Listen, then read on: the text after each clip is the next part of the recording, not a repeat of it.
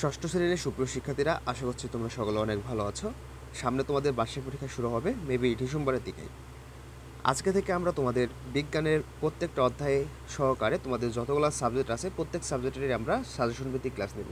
তারই আলোকে আজকে বিজ্ঞানের প্রথম ক্লাস। আমরা আজকে বহু নির্বাচনী প্রশ্ন নিয়ে আলোচনা করব। আর আশা করবো এখান থেকে তোমাদের পরীক্ষা কমন থাকবে। এখান থেকে বলে দিব যে কোন কোন বহু নির্বাচনী প্রশ্নগুলো পড়তে হবে এবং কোনগুলো পড়তে হবে না। তো আমাদের অভিজ্ঞতা এক, আকাশ কত বড়, এটি হচ্ছে অনুসন্ধানী পাঠের দ্বিতীয় অধ্যায়, পৃথিবী ও মহাবিশ্ব। তো ফার্স্ট অফ অল হচ্ছে আমাদের এক নম্বর প্রশ্ন। অবশ্যই যেটা পড়তে হবে আমি দাগাই দিব, আর যেটা পড়তে হবে না তোমরা একটু নোট করে রাখবা, ঠিক আছে? এক নম্বর। আর এটা পিডিএফ পাওয়ার জন্য অবশ্যই আমাদের হোয়াটসঅ্যাপ গ্রুপ বা ফেসবুক পেজে বা গ্রুপে যুক্ত হয়ে যাওয়া, ঠিক আছে? গ্রুপ লিঙ্ক দেওয়া আছে ডিসক্রিপশন বক্সে বা প্রথম কমেন্টে, চেক করো।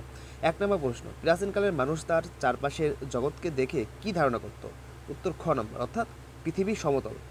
দুই, প্রাচীন সভ্যতায় পৃথিবী সম্পর্কে ধারণা ছিল পৃথিবীর আকার থালার মতো, পৃথিবীর সমুদ্রে ভাসছে, আকাশ পৃথিবীকে ঢেকে রেখেছে। উত্তর হবে তিনটায়, অর্থাৎ তিনটাই সঠিক। পৃথিবী প্রাচীনকালে মানুষরা এই সবগুলোই ভাবতো। হ্যাঁ। তিন নম্বর প্রশ্ন, পৃথিবীর আকার কিসের মতো? উত্তর হবে পৃথিবীর আকার থালার মতো। পৃথিবীকে ঢেকে রেখেছে কোনটি? আকাশ, গ্রহ, নক্ষত্র, সূর্য। উত্তর হবে আকাশ। পৃথিবীকে ঘিরে রেখেছে কে? আকাশ। ওকে। এরপরে আমরা নিচের দিকে চলে যাব। 5 নম্বর প্রশ্ন, মহাকর্ষ বলের সূত্র প্রকাশ করেন কে? অ্যারিস্টটল, গ্যালিলিও, টলেমি নাকি নিউটন? উত্তর হবে নিউটন। তো এরপরে 6 নম্বর প্রশ্ন, কত সালে মহাকর্ষ বলের সূত্র প্রকাশিত হয়? উত্তর হবে 1664 সালে। 7 নম্বর প্রশ্ন, কোন প্রাচীন সভ্যতায় মনে করা হতো পৃথিবী একটি থালার মতো? উত্তর হবে গ, মেসোপটেমিয়া। 8 নম্বর প্রশ্ন, এরাতোস্থেনিস কোন দেশের গণিতবিদ? Russia, America, Greece, Italy? উত্তর হবে আমেরিকা। তো এরপরে 9 নম্বর প্রশ্ন আমাদের, একজন গ্রিক গণিতবিদ সূর্যের আলোর পর্যবেক্ষণ করে বলেছিলেন পৃথিবী গোলাকার। উক্ত গণিতবিদের নাম কি?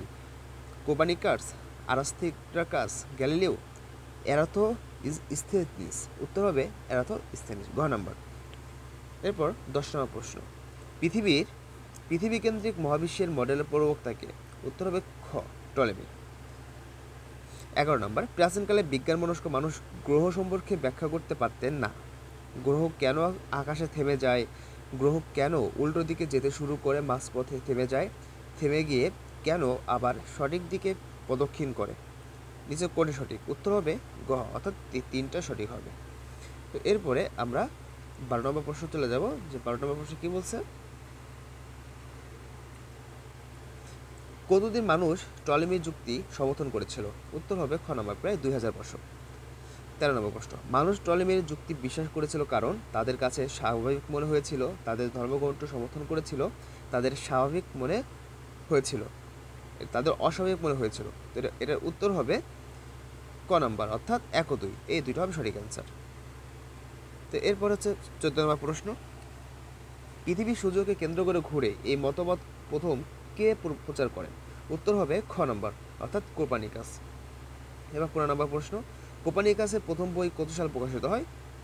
উত্তর হবে গ, 1543 সালে। এখানে নোট, অনুসন্ধানী পাঠ বইয়ে 1444 দেওয়া আছে, কিন্তু প্রকৃতপক্ষে 1543। হ্যাঁ, আজকে তোমাদের বইতে হচ্ছে এই রেটটা দেওয়া আছে খ নাম্বার 1444, কিন্তু এটা ভুল। সঠিক উত্তর হবে কি 1543 হবে, ঠিক আছে? এবার 16 নম্বর প্রশ্ন, কোপার্নিকাস তার বইয়ে লিখেছিলেন পৃথিবী ব্রহ্মাণ্ডের কেন্দ্র নয়, পৃথিবী বিশ্বব্রহ্মাণ্ডের কেন্দ্র, পৃথিবী সূর্যকে কেন্দ্র করে ঘোরে। উত্তর নিচের কোনটি সঠিক? উত্তর হবে খ নম্বর, 1 ও 3, অর্থাৎ পৃথিবী বিশ্ব ব্রহ্মাণ্ডের কেন্দ্র নয় এবং পৃথিবী সূর্যকে কেন্দ্র করে ঘোরে, ঠিক আছে? 1 ও 3, 2 নম্বর ভুল। এরপর হচ্ছে 17 নম্বর প্রশ্ন, কোপার্নিকাসের মতবাদ যে সঠিক তা কে প্রচার করেন? উত্তর হবে গ নম্বর, গ্যালিলিও। 18 নম্বর প্রশ্ন, গ্যালিলিও কি ব্যবহার করে মহাকাশে পর্যবেক্ষণ করেছিলেন? উত্তর হবে ক, টেলিস্কোপ। 19 নম্বর 20 নম্বর পড়তে হবে না। 21 নম্বর, আমাদের মিল্কওয়ে ছায়াপথের একমাত্র নক্ষত্র কোনটি? উত্তর হবে গ নম্বর, সূর্য। সূর্যকে নক্ষত্র বলা হয় কেন? এটি স্থির থাকে বলে, এর নিজস্ব আলো আসে বলে, এর নিজস্ব রং আছে, এটি গ্যাসীয় পিণ্ড বলে? উত্তর হবে খ, এর নিজস্ব আলো আছে বলে। এবার আমরা চলে যাব আমাদের এখান থেকে একটা বহু নির্বাচনের প্রশ্ন, মানে এটা বড় প্রশ্ন যাকে বলে। একটা উদ্দীপক আছে, সাইফ ষষ্ঠ শ্রেণীতে পড়ে, তার ধারণা পৃথিবীর আকার একটা থালার মতো। এখন প্রশ্ন করছে, সাইফের ধারণার সাথে সাথে প্রাচীন কোন সভ্যতার মানুষের সাধারণ ধারণার মিল রয়েছে? উত্তর হবে খ নাম্বার, অর্থাৎ মেসোপটেমিয়া। এবার হচ্ছে 24 নম্বর প্রশ্ন, সাইফের ধারণাটি যে ভুল তা গণিতবিদ এরাটোস্থেনিস কিভাবে সিদ্ধান্ত দেন? এটার উত্তর হবে গ নাম্বার, আপতিত কোণের পার্থক্য তার মাঝখানে দূরত্ব থেকে। তো আমাদের 25 নম্বর পড়তে হবে না, 27 নম্বর পড়তে হবে। দেখো এখান থেকে 27 নম্বর, সৌরজগতে কয়টি গ্রহ? 8টি, 7টি, 9টি, 10টি? উত্তর হবে ক নাম্বার, সৌরজগতে আমরা জানি 7টি গ্রহ। সূর্যের সবচেয়ে কাছের গ্রহ কোনটি? উত্তর হবে ঘ নাম্বার, অর্থাৎ বুধ। সৌরজগতের কেন্দ্র রয়েছে কোথায়? চাঁদ, সূর্য, তারা, ছায়াপথ? উত্তর হবে সূর্য। সূর্যের সবচেয়ে দূরের গ্রহ কোনটি? উত্তর হবে ঘ নাম্বার, নেপচুন। 31 নাম্বার, নিচের কোন গ্রহকে গ্রহ হিসেবে বিবেচনা করা হয় না? Uranus, Neptune, Pluto? কোনোটিই নয়, উত্তর হবে প্লুটো। আমরা জানি প্লুটো 2007 সালে এটাকে বাদ দেওয়া হয়েছে। এবার 32 নম্বর প্রশ্ন, কোনটিকে নরম গ্রহ হিসেবে বিবেচনা করা হতো? উত্তর হবে ক, প্লুটো। প্লুটোকে কত সাল থেকে গ্রহ হিসেবে বিবেচনা করা হয় না? 2006 সাল থেকে। ঠিক আছে, আমি 7 বলছি, সরি, 2007 সাল থেকে হবে। তারপর একটা উদ্দীপক আছে, আমাদের এই 34 পড়তে হবে। 2006 সালের পূর্বে সৌরজগতের গ্রহ বিবেচনা করা হতো 9টি, কিন্তু এখন আর একটি গ্রহকে গ্রহ হিসেবে বিবেচনা করা হচ্ছে না। উদ্দীপকে কোন গ্রহের কথা বলা হয়েছে? শুক্র, বুধ, মঙ্গল, প্লুটো? উত্তর হবে প্লুটো, আমরা একটু আগে পড়ছি। গ্রহ হিসেবে বিবেচনা না করার কারণ, অর্থাৎ প্লুটোকে কেন গ্রহ হিসেবে বিবেচনা করে না? উত্তর, আকার ছোট, আকার বড়, নিজের আকর্ষণে জঞ্জাল পরিষ্কার করতে পারে না। নিচের কোনটি সঠিক? উত্তর হবে 1 ও 3 নাম্বার, অর্থাৎ আকারে ছোট এবং নিজের আকর্ষণে জঞ্জাল পরিষ্কার করতে পারে না। ঠিক আছে, তো এরপর হচ্ছে আমাদের এখান থেকে যেটা পড়তে হবে 37 নাম্বার, সৌরজগতের কেন্দ্রে রয়েছে একটি নক্ষত্র, এটি কত বছর আগে সৃষ্টি হয়েছিল? 4.5 বিলিয়ন বছর, 4.5 মিলিয়ন বছর, 3 মিলিয়ন, এখানে 3 হবে কিন্তু 3ই হয়ে গেছে, 3 মিলিয়ন বছর নাকি 5 মিলিয়ন বছর? উত্তর হবে ক, 4.5 মিলিয়ন বছর। 38 নম্বর, খুবই গুরুত্বপূর্ণ প্রশ্ন, সৌরজগতের সৃষ্টি সম্পর্কে সঠিক। গ্যাস ও ধূলিকণার মিশ্রণ সংকুচিত হয়ে গ্যাসপিণ্ড হয়ে গ্যাসপিণ্ডের 90% কেন্দ্রে জমা হয়, যা সূর্য গঠন করে। গ্যাসপিণ্ডের 1% গ্রহ গঠন করে। উত্তর হবে খ নম্বর, 1 ও 3। সূর্য সম্পর্কে কোনটি সত্য? এখানে ক নম্বর হবে, পুরো সৌরজগতের 99.86% ভর সূর্যে। তো আমরা এখন এখান থেকে যেটা পড়ব 45 নম্বর প্রশ্ন, কত বছর আগে আমাদের সৌরজগতের সৃষ্টি হয়েছে বলে অনুমান করা যায়? উত্তর হবে গ, 4.5 মিলিয়ন বছর আগে। সৌরজগৎ সৃষ্টি হওয়ার পূর্বে এটি কি অবস্থায় ছিল? শুধু গ্যাস এবং ধূলিকণার মিশ্রণ, কেবল ধূলিকণা, শিলাপিণ্ড? উত্তর হবে খ, গ্যাস এবং ধূলিকণার মিশ্রণ। 47 নম্বর প্রশ্ন, সৌরজগৎ সৃষ্টির জন্য কোন ঘটনার প্রভাব ছিল? উত্তর হবে সুপারনোভা বিস্ফোরণ। তো এরপর হচ্ছে 48 নম্বর, গ্যাসপিণ্ডের 99% পদার্থ কেন্দ্র জমা হয়ে কি সৃষ্টি করেছিল? উত্তর হবে সূর্য। গ্যাসপিণ্ডের 1% পদার্থ কি দিয়ে তৈরি হয়েছিল? উত্তর হবে খ, সৌরজগতের গ্রহ।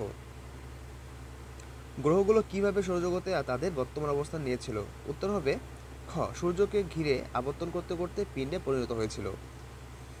এরপর 51 নম্বর প্রশ্ন, সূর্য কি ধরনের জ্যোতি বস্তু? উত্তর হবে গ, নক্ষত্র। কোনটি সৌরজগতের কেন্দ্রে অবস্থিত? উত্তর হবে গ, সূর্য। সূর্য আমাদের সৌরজগতের মোট ভরের কত শতাংশ ধারণ করে? উত্তর হবে খ, 99.86%। এরপর হচ্ছে 54 নম্বর প্রশ্ন, সূর্য আকারে পৃথিবীর তুলনায় কত গুণ চওড়া? উত্তর হবে ক, 100 গুণ। এগুলো সব করে কিন্তু গুরুত্বপূর্ণ প্রশ্ন, ভাইয়া ভালো মতো পড়তে হবে। পৃথিবী থেকে সূর্যের দূরত্ব কত? উত্তর হবে খ, 15 কোটি কিলোমিটার। সূর্যের পৃষ্ঠের তাপমাত্রা কত? উত্তর হবে গ, 5500 অর্থাৎ 5500 ডিগ্রি সেলসিয়াস। তবে এগুলো পড়তে হবে না। এবার 60 নম্বর প্রশ্ন পড়তে হবে, সৌরজগতের কোন গ্রহটি সূর্যের সবচেয়ে কাছাকাছি অবস্থিত? উত্তর হবে গ, বুধ। সৌরজগতের সবচেয়ে ছোট গ্রহ কোনটি? উত্তর হবে গ, বুধ। এরপর হচ্ছে পড়তে হবে 64 নম্বর, বুধ গ্রহ সূর্যকে একবার প্রদক্ষিণ করতে কত সময় লাগে? উত্তর গ, 88 দিন। ভেরি ভেরি ইম্পর্টেন্ট প্রশ্নটা। 65, বুধ গ্রহের 1 বছরের দৈর্ঘ্য পৃথিবীর হিসেবে কত? উত্তর হবে গ, 3 মাস। সৌরজগতের দ্বিতীয় গ্রহ কোনটি? উত্তর হবে বুধ। সৌরজগতের দ্বিতীয় গ্রহ কোনটি? উত্তর হবে শুক্র। খ নম্বর উত্তর হবে। শুক্র গ্রহের বৈশিষ্ট্য কোনটি? উত্তর হবে খ, বায়ুমণ্ডলে রয়েছে। শুক্র গ্রহের গড় তাপমাত্রা কত? উত্তর হবে ক, 776 ডিগ্রি সেলসিয়াস। এরপর আমাদের প্রশ্ন হবে এখান থেকে